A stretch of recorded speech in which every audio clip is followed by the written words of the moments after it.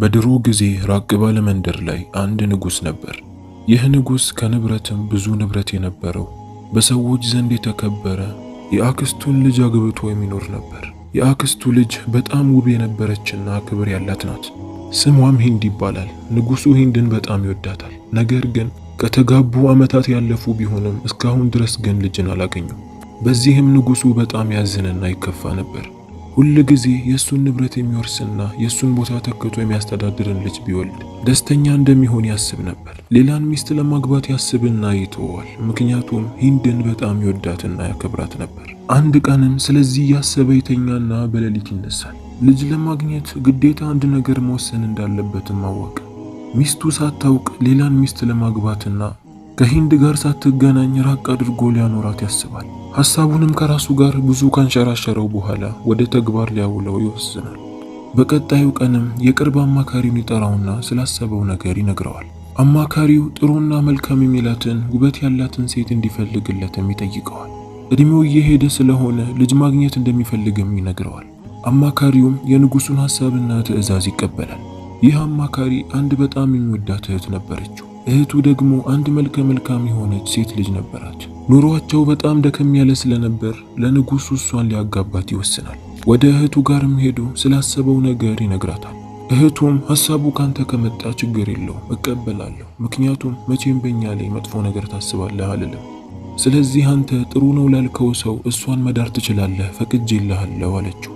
አማካሪውም የእህቱ ሐሳብ ያስደስተውና ወደ ንጉሱ ጋር ሄዶ ይነግረዋል። ንጉሱም ማንም ሳያየው ከአማካሪው ጋር ሆኖ ልጅቷን ለማየት ይመጣል። የልጅቷ ስም ሐስና ይባላል።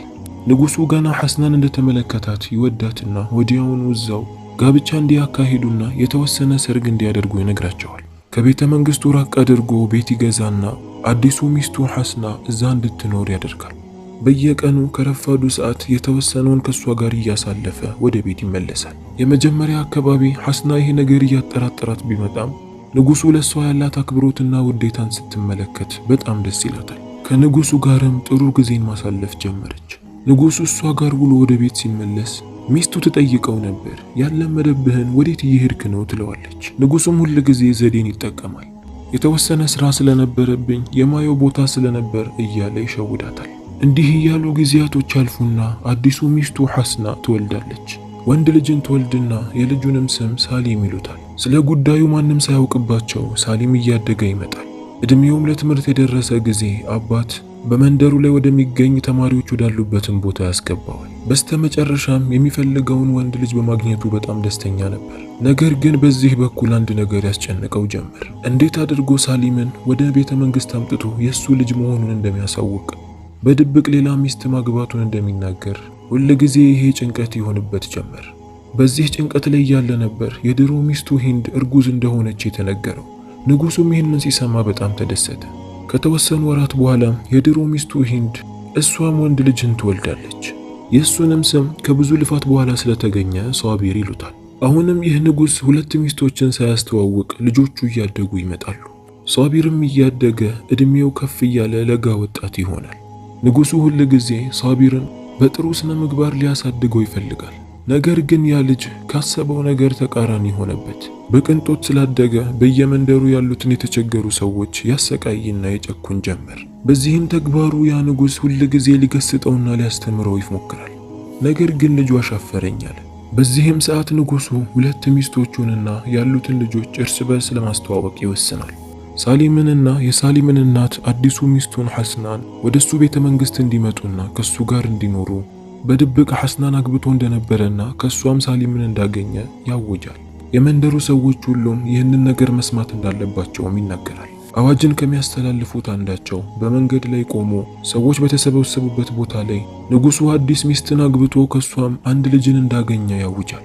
ሳሊም ወደዛ መንደር ከመጣ ጀምሮ ያደገው በጥሩ ስነ ምግባር ስለነበረ ከሰዎች ጋር መጫወት፣ የተቸገሩትን ባለው አቅም መርዳት ይወድ ነበር። በዚህም የመንደሩ ሰዎች በጣም እየወደዱት ይመጣሉ። አባቱም ቢሆን ሁል ጊዜ በሚያደርገው የአደን ጉዞ ላይ ከሱ ጋር ይሄድ ነበር። አባቱ በሚያደርገው መልክ ነገራቶችን በጥሩ ሁኔታ ማስኬድ ጀመረ። ነገር ግን ከተወሰኑ ጊዜያት በኋላ ያ ንጉስ ይታመምና ይሞታል። የንጉሱ አማካሪዎችም ንጉሱ ከሞተ በኋላ የሱን ቦታ ተክቶ ለማስተዳደር ብቁ የሆነው ሳሊም እንደሆነ ያውጃሉ። በዚህ ነገር ግን ወንድሙ ሳቢር ደስተኛ አልነበረም። እሱ ላይ መመቃኘትና እንዴት እሱ በተቀመጠበት ቦታ ላይ መቀመጥ እንዳለበት ያስባል። አንድ ቀንም ሳሊም፣ ሳቢርና የንጉሱ አማካሪ አንድ ላይ ሆነው ለአደን ይወጣሉ። ወደ ጫካውን በገቡ ሰዓት ሳሊም አንድ ሚዳቆን ይመለከትና ያቺን ሚዳቆ ለማደን በማሰብ ይከተላትና ያሯሩጣት ጀመር። ነገር ግን ሚዳቆዋ ፈጣን ስለነበረች እሷን ለመያዝ አዳጋች ሆነችበት። ሳያስበውም እሷን እየተከተለ በጫካው ላይ ይጠፋል። ሳቢርና የንጉሱ አማካሪ ይህንን ሲመለከቱ ሳሊምን ፍለጋ ይወጣሉ። አማካሪው በየቦታው እየተሽከረከረ ለሰዓታት ሳሊምን ይፈልገው ጀመር። ወንድሙም እንደዛው ሳቢርን በየቦታው እየሄደ ወንድሙን ይፈልገው ጀመር። ከትንሽ ቆይታ በኋላም ሳቢር ወንድሙን ያገኘዋል። ምን ሆነህ ነው ብሎ ይጠይቀዋል። ሳሊምም የጫካ አውሬ ወደሱ ጋር ሊያጠቃው መጥቶ እንደነበረና እሱን ከራሱ ላይ ሊከላከል ሲሞክር እግሩ እንደተጎዳ ይነግረዋል። አስከትሎም ለወንድሙ ሳቢር ውሃ ከያዝክ ስጠኝ ብሎ ይጠይቀዋል። ሳቢርም ውሃ አልያዝኩም፣ ነገር ግን በዚህ አካባቢ የውሃ ጉድጓድ አለ፣ ወደዛ ጋር እንሄድና ትታጠባለህም ትጠጣለህም ይለዋል። ሳሊምም ወንድሙን ተከትሎ ወደዛ ጉድጓድ ይሄዳል። ነገር ግን ያዘጋጀለትና ያቀደለት ነገር ነበር። ሳሊም ወደ ጉድጓዱ ጠጋ ሲል ምንም አይነት ውሃ አልነበረው። ከኋላው የነበረው የገዛ ወንድሙ ጉድጓድ ላይ ይጨምረዋል። ጉድጓዱ የተወሰነ ርቀት ስለነበረው ሳሊም ራሱን ስቶ ይወድቃል። ሳቢርም በገዛ ወንድሙ ላይ ባደረገው ነገር ደስተኛ ሆኖ ወደ አማካሪው ጋር ይመለስና ብዙ ቦታ እንደተሽከረከረና ወንድሙን እንዳላገኘው ያዘነ መስሎ ይነግረዋል። አማካሪውን በጣም ያዝንና ሲመሽባቸው ወደ ቤተ መንግስት ይመለሳሉ። ሳሊም ለአደን በወጣበት እንዳጡትና እንደተሰለበባቸውም ለሰዎች ያውጃሉ። ሳሊም ከሌለ ግዴታ የሱን ቦታ ተክቶ የሚያስተዳድር ሰው ያስፈልጋል። በዚህም አማካሪዎቹ ሳሊም እስኪመለስ ድረስ የሱን ቦታ ተክቶ ወንድሙ ሳቢር እንዲያስተዳድር እሱን ይሾሙታል። ሳቢር ገና እንደተሾመ የመንደሩ ሰዎች እሱን ይጠሉት ስለነበር እነሱ ላይ ያለውን ቂም ሊወጣ ይወስናል። ከቤተ መንግስቱ ንብረት ለአንድም ለተቸገረ ሰው እንዳይሰጥ ዝግ ያደርገዋል። በዚህ በኩል የሳሊም ምስኪኗ እናት ሐስና ልጇ ሳይገኝ በመጥፋቱ በጣም አዝናለች። ሁል ጊዜ ማልቀስ ሆኗል ስራዋ።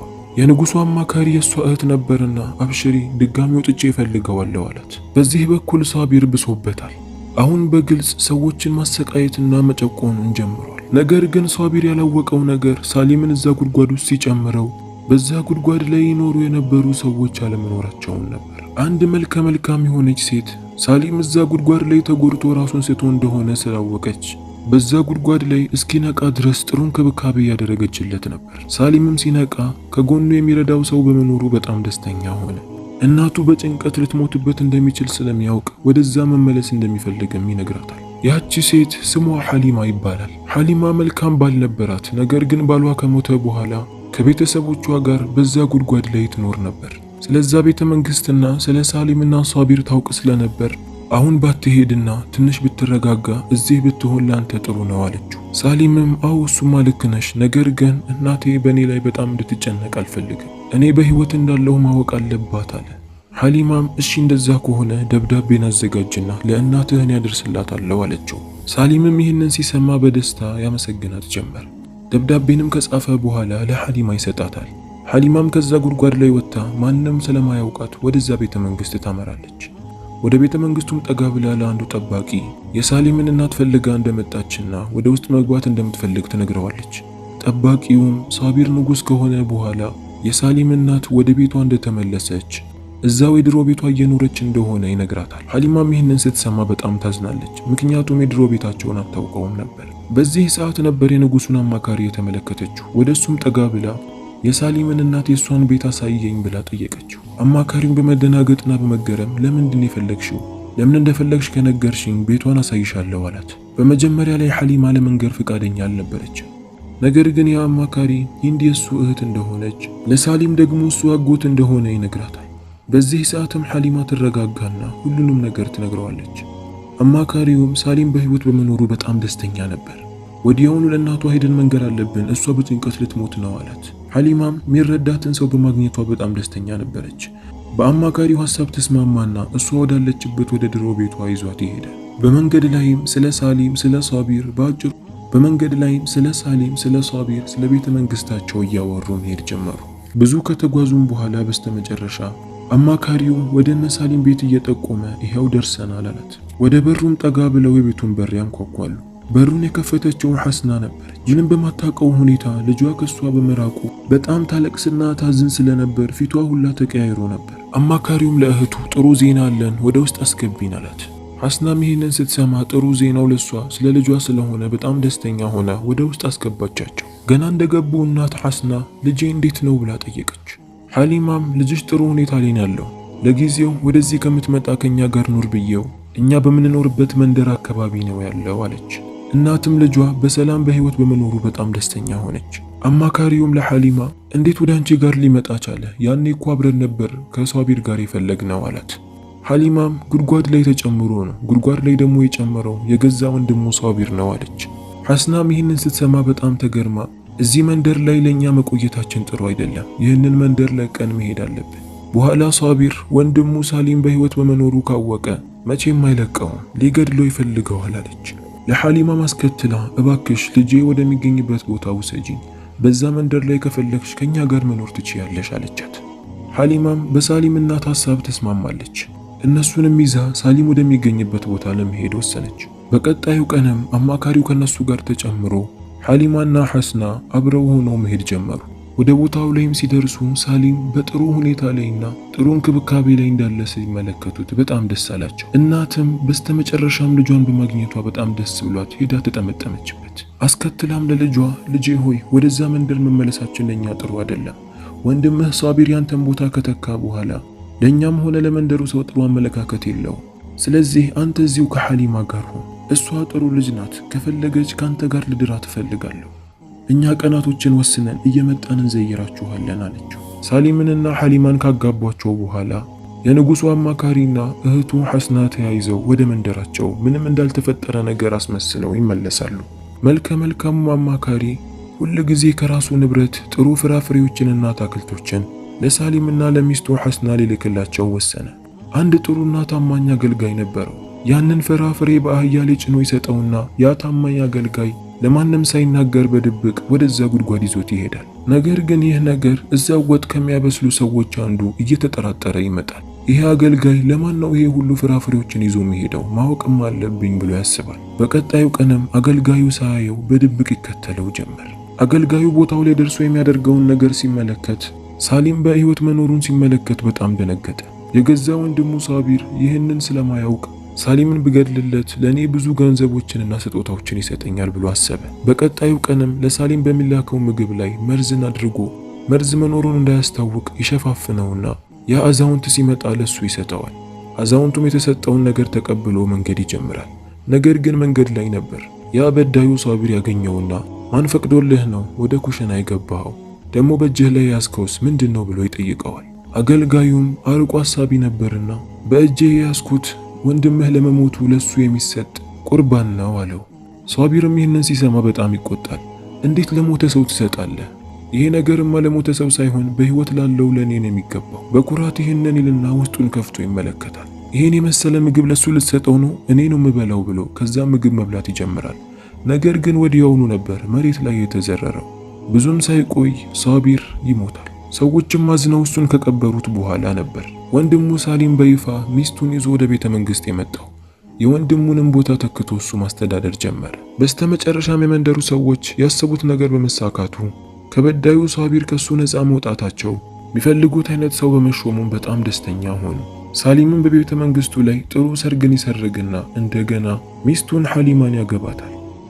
የዛሬው ድንቅ ታሪካችን ይህንን ይመስላል። ታሪኩ እንደመሰጣችሁ ተስፋ አደርጋለሁ። ከመተኛታችሁ በፊት ግን ሰብስክራይብ፣ ላይክ፣ ሼር ማድረጋችሁን እንዳትረሱ። ምክንያቱም እንደዚህ አይነት ጸዴ ታሪኮች ይደርሳችኋል።